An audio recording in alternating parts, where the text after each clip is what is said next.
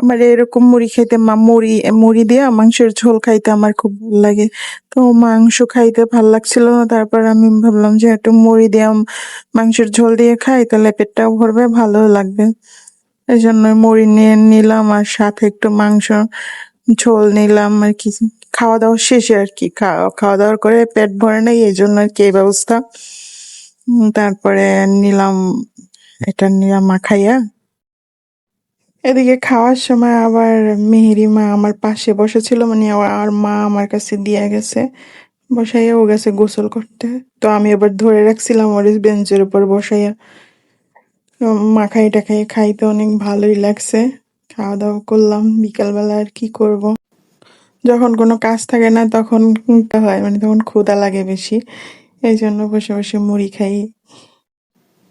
তো এইভাবে খাওয়া দাওয়া শেষ করে আবার কিছুক্ষণ বসে থাকলাম, আর কি করব।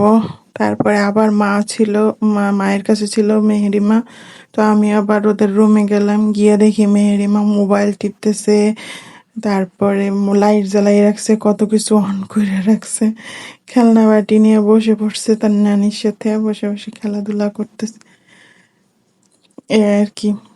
তো জিজ্ঞেস করলাম যে কি করো কি করো, মোবাইল, যে কোনো মোবাইল দেখলে পাগল হয়ে যায়। তো ওর মা আসছে, পর ও দৌড়ে যে আবার ওর মার কোলে উঠতেছে, মনে হয় ক্ষুধা লাগছে, এই জন্য অনেকক্ষণ ওর মারে দেখে নাই। তারপর আবার হল রুমে আসলাম, টিভির রুমে আসলাম, মুভি দেখার ট্রাই করতেছি একটা।